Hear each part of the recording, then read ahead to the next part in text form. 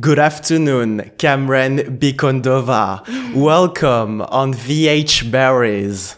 Hi, thank you for having me. I am extremely grateful. How are you doing today? I'm doing pretty well. I have a bit of a headache, but I just ate, so I think it should go away soon. But how are you? I'm doing great because 150 is the number associated with this conversation.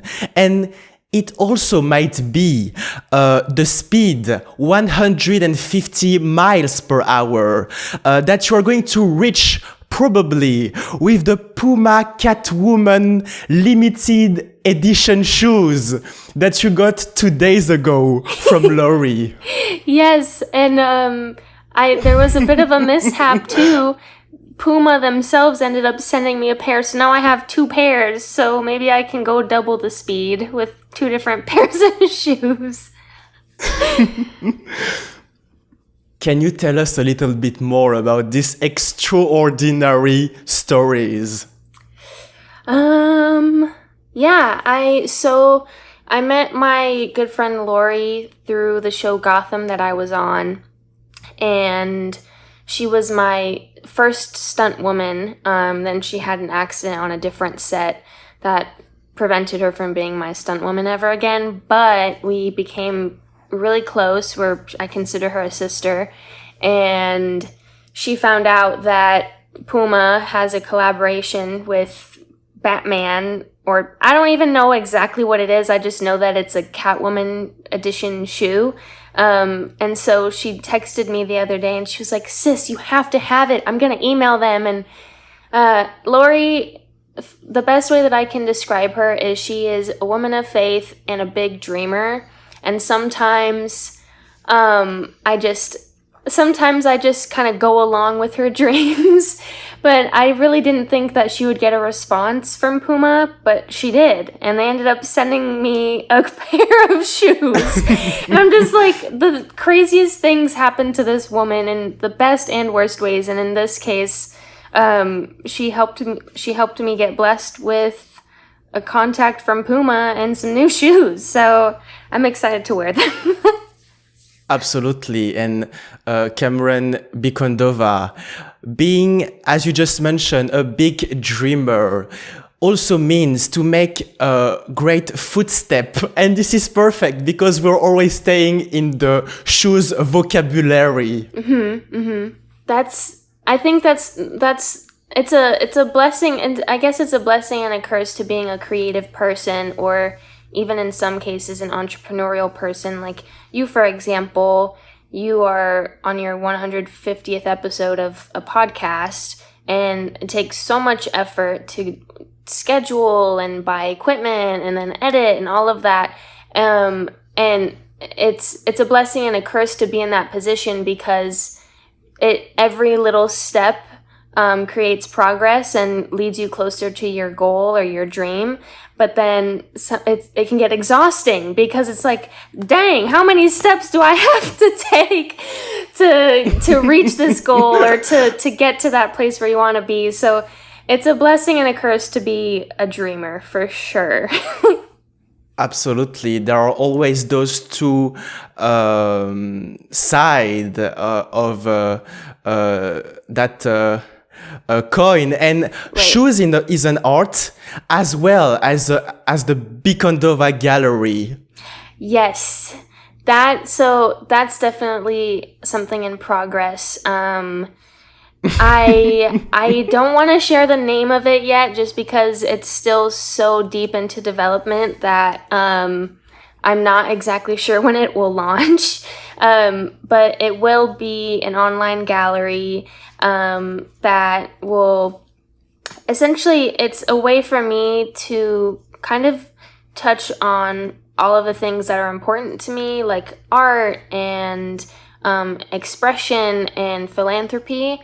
So it will start off as an outlet for me to sell original paintings, prints of photography, poetry, and then I want to incorporate my philanthropic passions as well. So proceeds will be going to charities of my choice that help children, whether they're underprivileged or sick, be able to express themselves through art, whether it's through writing or photography or painting.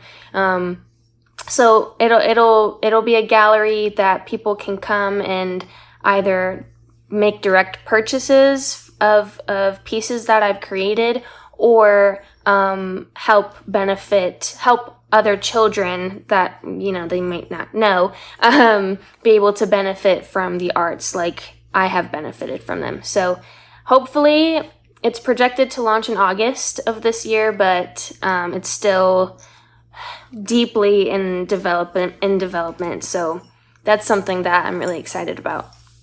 Absolutely, Camren Bicondova, because this gallery, as you just mentioned, will showcase your original paintings, as well as some poetry. And in definitive, the art likewise allows you to express yourself in a more informal context and settings.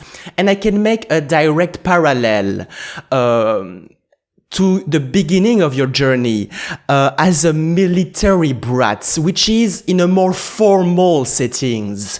Yes. My life has been full of extreme contrasts. I was raised by two. It's so wild. And then I have people close to me who are like, "Why are you so extreme?" And I'm like, "My life has been full of extremes. I don't know. Please don't blame me."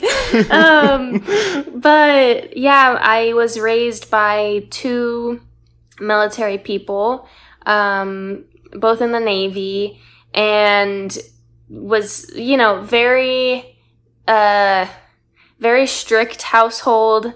At times volatile for sure. But so it was, how do I say this? For example, there were very strict rules and expectations at home, but I never lived in one house for longer than maybe 2 years. So there's that contrast of, being very disciplined in one way of living, but very scattered in other ways of living, or even very disciplined in fitness where, I would be taking on 6-mile runs to work out, but then have the freedom of expression through dance too. Or once I moved to New York for Gotham, in my teenage years, it was also very very extreme contrasts, because I had the independence of being a teenager in a city like New York where, I'm taking public transportation, I'm going to work on my own, I was making my own money so I could pay, well, there's a totally different contract, there's a totally different story with that, but the contrast of being independent while also being in a very suffocating relationship at home. So my life has been very, so full of contradictions that I can barely make sense of, let alone really explain to someone else that's not a therapist, maybe.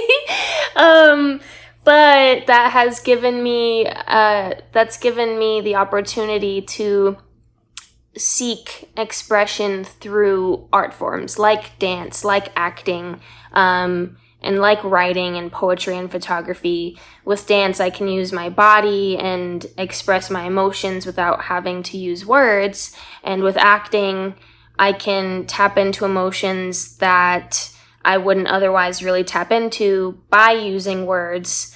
And then everything that I love about the silent art forms, not to be repetitive, but writing, poetry, photography, or photography, painting, it's also a silent art form. And I've essentially all of that to say, I know what it's like to be a child, and not really know what to communicate or how to communicate, and be in a position where, how do I say?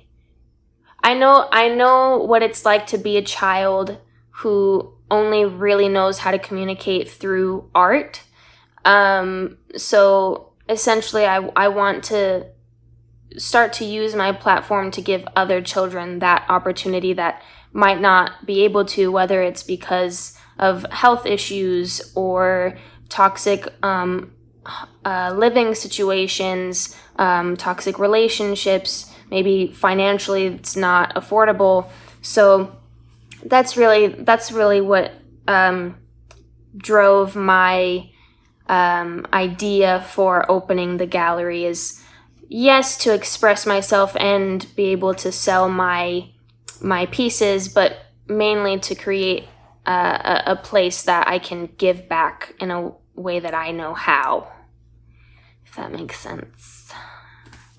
Absolutely, Camren Bicondova. And on one hand, there is that volatility that you just mentioned, but on the other side, there is this very powerful US subculture, including that cultural identity and lifestyle that I assume is giving you a lot of discipline.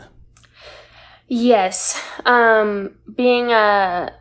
It's very interesting though, because a lot of people, at least when I have mentioned bits of my childhood and how it was kind of non-existent, how a lot of people assume that it's because my parents were in the military or because I stepped into the entertainment industry at a young age. But it really wasn't that. I mean, being raised by two military parents is unique in itself, and being in the industry is unique in itself. But I guess I don't think I'm answering your question. What's your question? I'm so sorry. That's perfect, because I had no question about it. It was just an observation. Oh, sorry.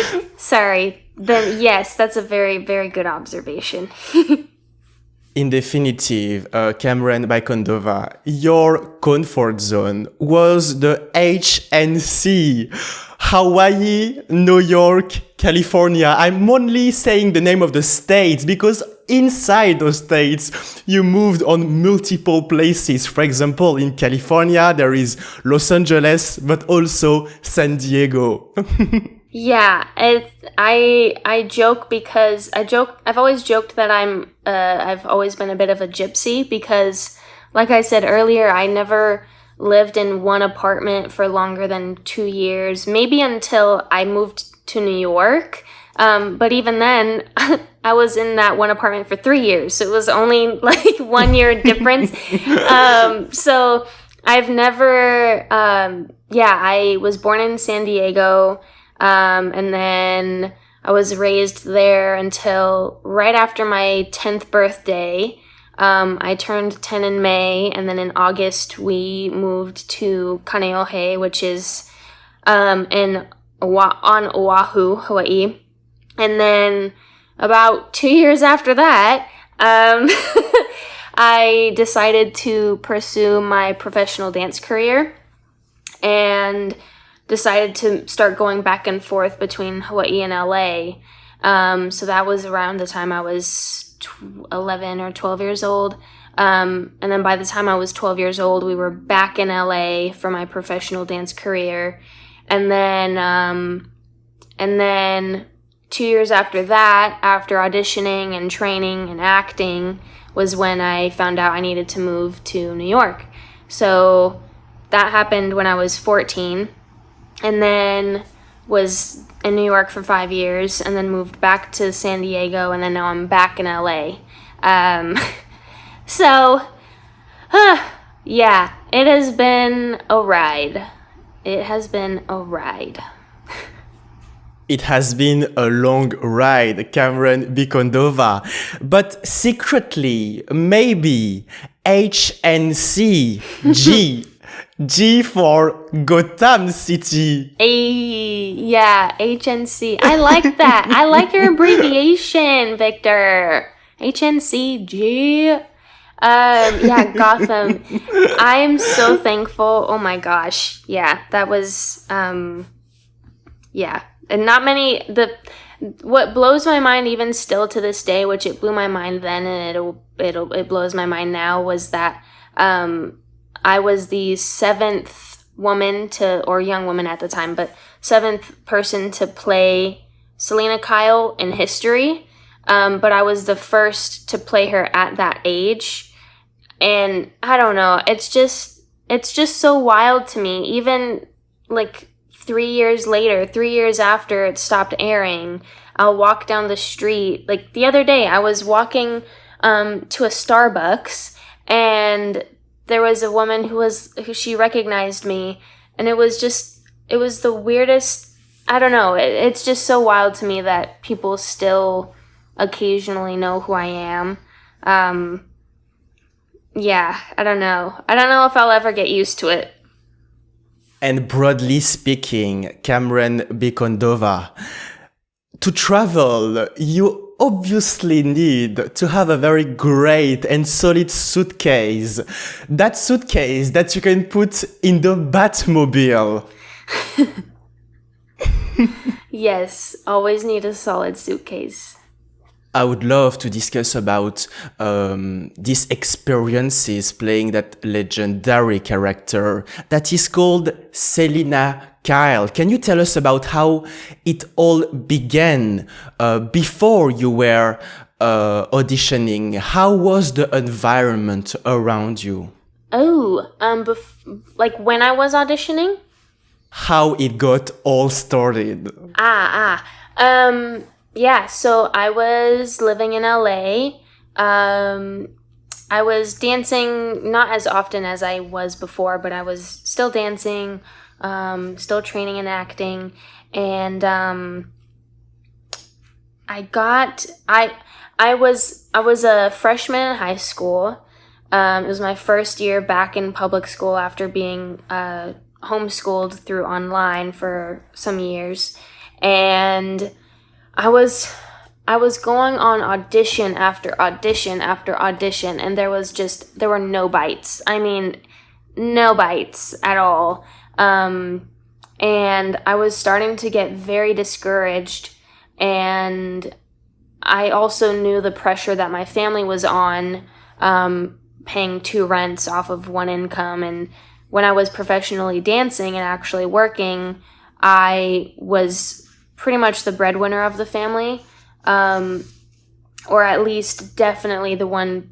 I was heavily contributing to the income for our family. So I knew that me not working was causing a strain, and I had been going on audition after audition, just getting so discouraged because I was like, well, how are we going to pay rent? Like, how is this going to work? Am I going to have to move back to San Diego and live this normal life and have to make new friends? And, I was just so discouraged, and I was starting to silently think, okay, well, I think I'm done with this acting thing. I think that, I'll just give it another month, and if I don't book anything, then I'll tell my parents I don't want to do it anymore. And I was just kind of going through the motions. And then all of a sudden, my agent my manager at the time she saw a breakdown for a character for this pilot, and she said, "Oh, Camren, you have to go out for this one. You have to go out for this one." And I was like, okay, this orphan named Lucy who's a firecracker. I was like, okay, I'll go on this audition, but nothing's gonna happen from it. So I put on my happy face, and I went to my acting coach, and we worked through it. And I felt actually really good about it. I felt it was the first audition that I was genuinely confident going into. which was surprising given that I was strongly considering quitting. And I walked into the audition, and I saw this one other teenage girl who she was notorious for intimidating people in the waiting room, playing loud music in her headphones or humming or just doing anything to distract the other girls in the room.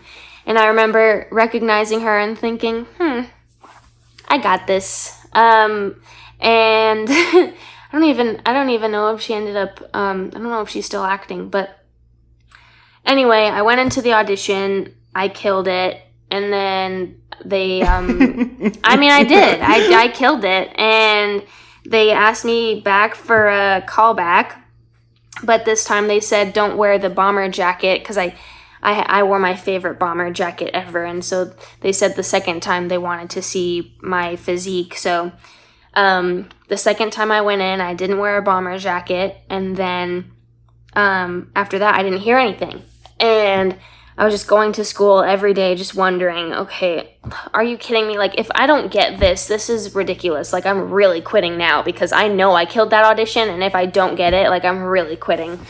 And so just day after day after day going to school and just waiting to hear any sort of response.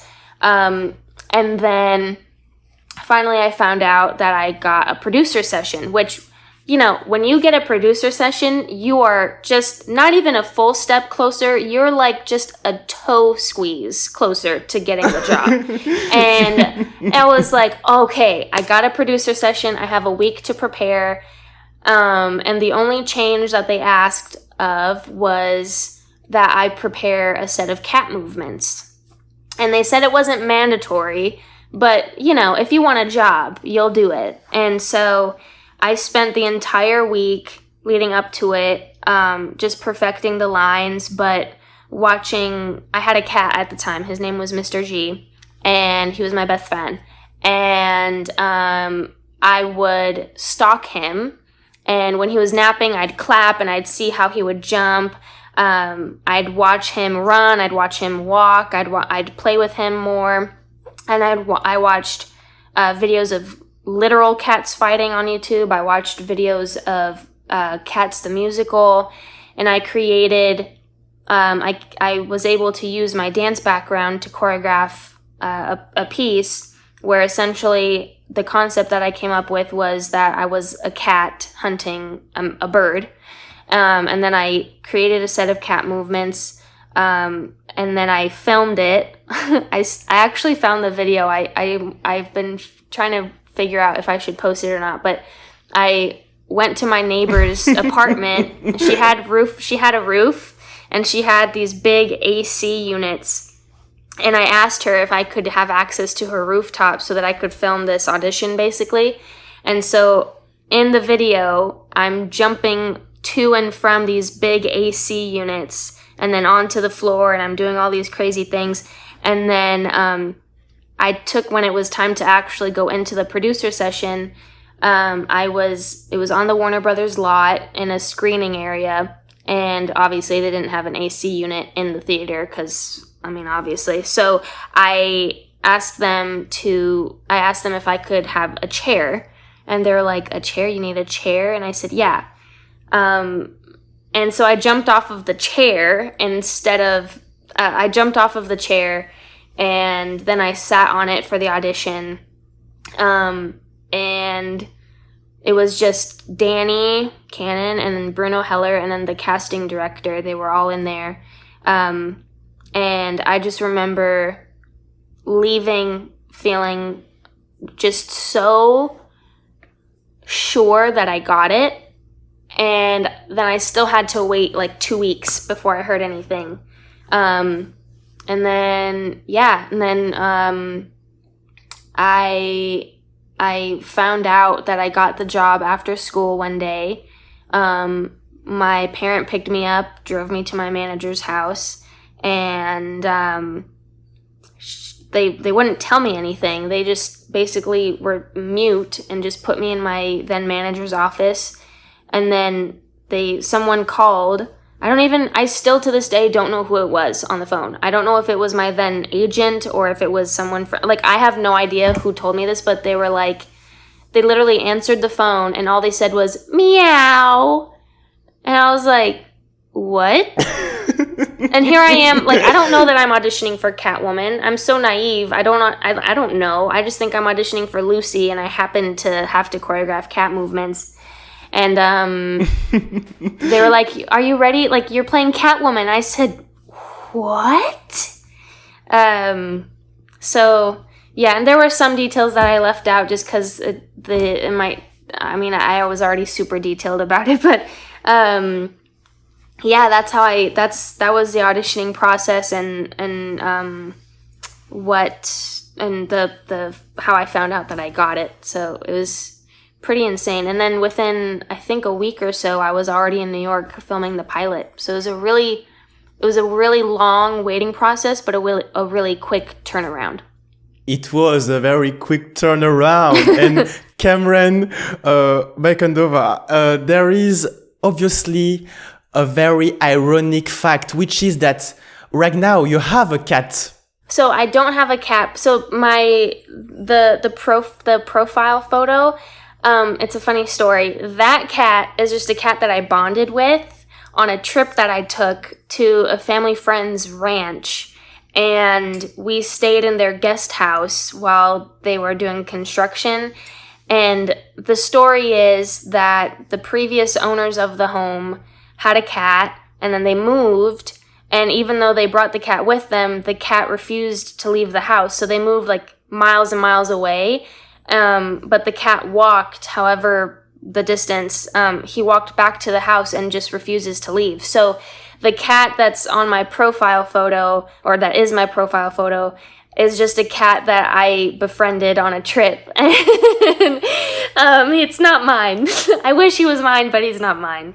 Absolutely. That cat was very sad by having his back in front of the wall because he was too attached to that home. Yes, exactly. Yeah. So, I wanted to bring him home so badly, but then I was like, well, he's not leaving this home because he doesn't want to, so can't put him in the car, Camren. Leave him here. Yeah. So, I don't have a cat right now, but I did have one. And Camren Bicondova, I really like just before when you explained that you were thinking of quitting and that it was, in definitive, one of your last chance. Yeah. Yeah. And it wasn't something that I vocalized to my manager at the time or my parents. It was very much an internal commitment that I made, where I was like, okay, if this audition doesn't work, then no, I'm really done. I can't handle it anymore. And just by the grace of God, seriously, it was like this audition came in and that was the other thing too that was so annoying and exhausting was I never saw myself as a Disney kid. There's no shame in being a Disney kid. Disney kids turn out to be very successful artists in the industry. So I'm not saying it because of that. It's just, I saw myself as more of a network television actor or a feature film actor. I never saw myself as someone who fit into the Disney or Nickelodeon caricature, because it just didn't seem like me. And I was always too edgy for them, and that was always the note that these casting directors would give me. And I was like, so why am I still going on these auditions? Like, the only auditions I was really getting was for Disney and Nickelodeon. And I was like, what the heck? Like, I don't fit into that mold. And every audition I'm going on, it leads to a no. So what is the point? Like, what is the point? Why can't I get an edgy role on a solid network or a solid film?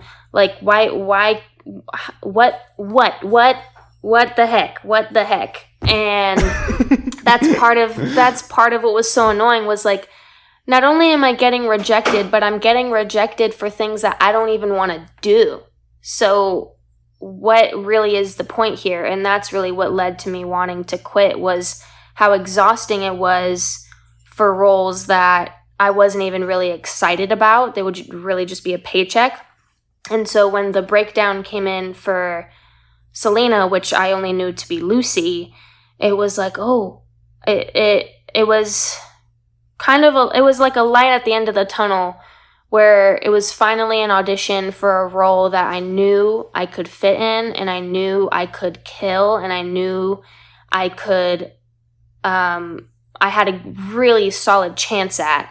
So I went, and I remember too, after, this is also kind of a sidetrack, but before every audition I would go on, I would train with my late coach. His name was Richard. And sometimes I would leave those auditions still feeling a little nervous. And I remember before the audition, I met with him, and literally the morning of, my audition was at, I think, noon, and I met with him at 10 in the morning. And we ran it one time, and he said, "Go get him, kid." And I remember it was the first and only audition where I genuinely felt confident about. And I guess it showed in my work, because they ended up hiring me. But yeah, if it weren't for Gotham, I don't think I would be acting still to this day. I really don't think I would. You always had that small light at the end of the tunnel, Camren Bicondova. Yeah. And it was not the first time that you were facing those choices, because choices are part of the life of every superhero. And this time, I am talking about an ultimatum, as you like to call it, when you were even younger, concerning dancing. Yes. So I was a professional dancer from the time that I was, I'd say, 11 to 14. Well, actually, probably only lasted a year or two.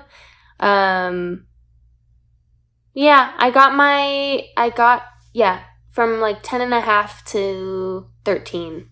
Because I still continued working when I could in dancing when I was starting to act. But I dance was always my passion.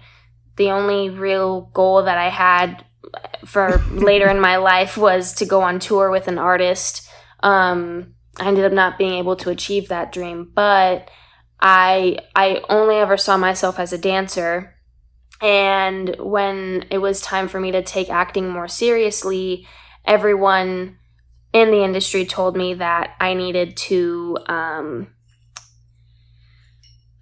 basically I needed to stop dancing if I was going to take it seriously, which was hard because up until that point, dancing was all I ever knew and all I ever wanted to do. So to go from training 5 hours a day, that's not a dramatization either, like 5 hours a day to nothing was a really big deal. And with Gotham, I was actually able to basically say, suck it, because I was able to use my dancing background, and it actually made the job that much easier and that much more fun, because I was able to, come the third season of the show, I was able to actually collaborate with the stunt coordinators in choreographing some of my own stunt fight scenes and stunt scenes. So I was faced with a lot of really big decisions at a young age. And one of them was the possibility of quitting dance, which thank God didn't end up happening, because the main job that made a lot of people a lot of money needed my dance background. So, yeah. And as the date of today, you're feeling good in your shoes. Those Puma Catwoman limited edition shoes. Thank you very much, Camren Bicondova, and thank you very much to your friend Alexandro, who helped you behind the camera. Yeah, I think he's napping. Oh, no, he's awake. Yes, he says thank you to you for helping. Thank you. Yeah, thank you so much for having me, and to be on your 150th guest is a really big deal. So I appreciate it so much, and I hope you have a good rest of your day.